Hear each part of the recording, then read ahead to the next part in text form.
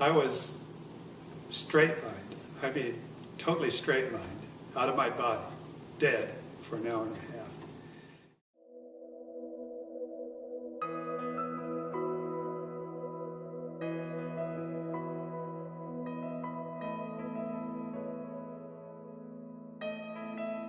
My name is Richard Cole, and I am 72 years old. I have never been what I would call religious. I've always believed that there was a God, and I believed that there was Jesus, but I've had doubts. I've been a doubter before, but I'm no longer that. And this happened to me in 2005, so that was 6 years ago. And so how it came about was that I was on my way to Monterey. I go up there every year for the historic car races. While I was stopped at the stoplight, I had a pain that started in my jaw, right in the mandibular area, went down my jawbone, down my carotid artery, and into my chest. I said, "Whoa, this is strange." My friend and his wife said, "What's wrong with you? You don't look very good.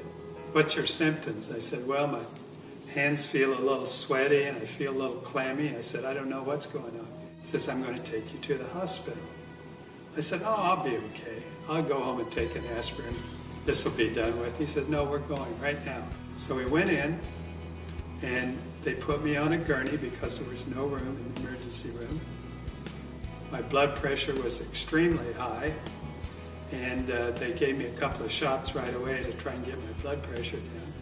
And then I went right into the x-ray room, and they gave me some x-rays, and came back in a little while, and Steve, the doctor, a friend of mine, says, "You have a serious problem." I said, "Oh, really?" And he says, "Yes." He says, "You have an aneurysm, but what's worse, it's split, and I think you're bleeding internally." 5 o'clock the next morning, I was in the ready room at Cottage Hospital. Anesthesiologist came in and says, "Well, I'm going to, give you a shot right now, and then you're going to go off to sleep." I said, "Okay."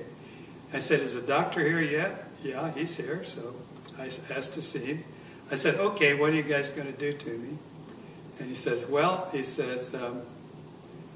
we have to do is cool you down to a real low temperature, and when we do that, it'll be just like chopping a hole in Lake Michigan in the ice in the middle of the winter.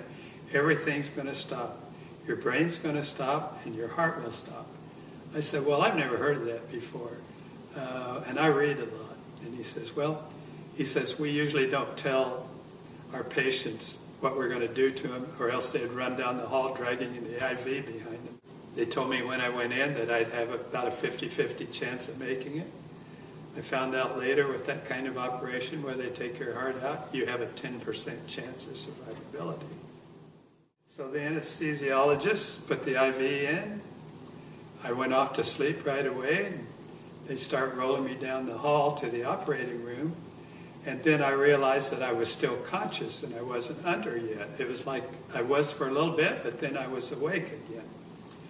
And I saw them roll me into the operating room. And so I wanted to tell the doctors that, "Hey, you got to give me some more of whatever it was you gave me because I'm not out yet." But I couldn't speak. I didn't have any pain or anything like that. I just could not open my mouth and get the words out, even though I tried very hard to tell them that I was still conscious.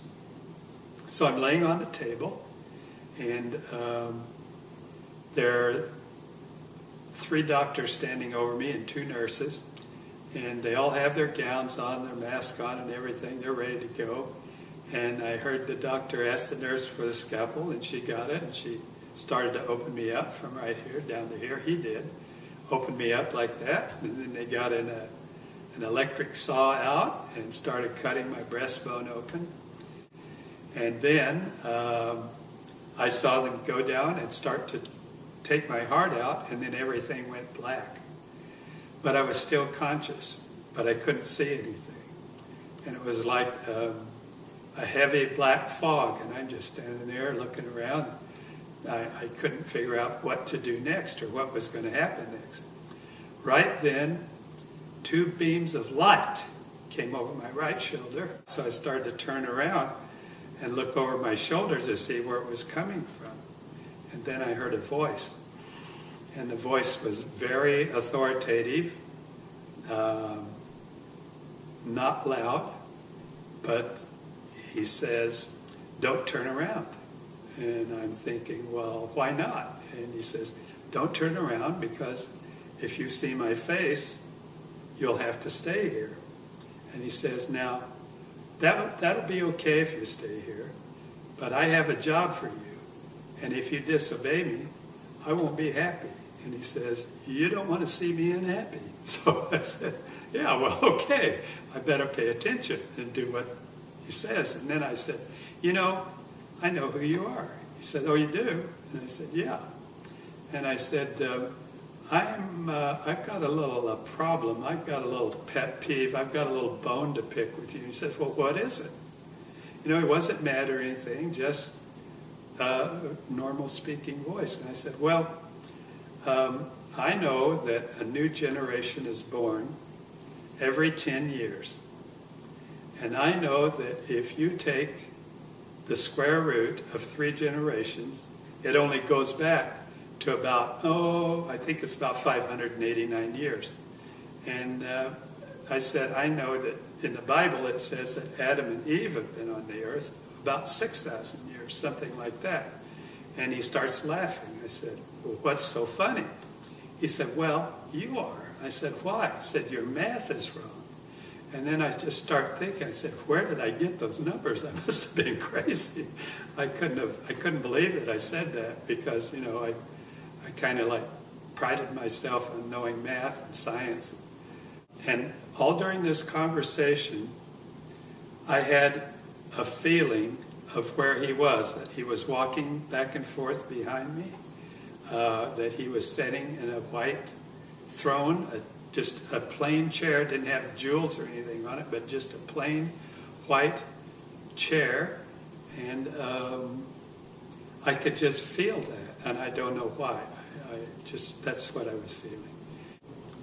The next thing that happened is he says, "Do you have any more questions before you leave?" I said, I got to think about this. And I thought, I was thinking really hard, what am I going to ask God? Couldn't think of anything. I wanted to be really smart enough to ask him something very pertinent. And so I said, well, I'm going to have to revert to an old cliche. What's the meaning of life? And he starts laughing again. I said, what's so funny now? And he says, well, I don't know why, but a lot of people ask me that question, and it's really real simple. But I tell you what, when you come back, we'll sit down. You can ask me all the questions that you ever will have. I'll answer them for you. So I said, okay. He says, okay, it's time for you to go back. And I turned around. I'm sorry, but he put his arms around me. He put his arms around me. And it was a feeling that I can't explain. It was unconditional love, but it was words. I can't tell you the words. And I'm sorry, but I always act like this because I can feel it again. So, it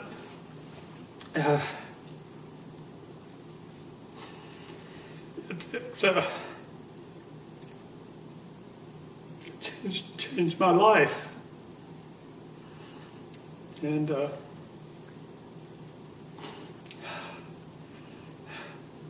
the next thing I heard was the nurse was saying, I think he's ready to come out of it. His temperature's at 90 degrees.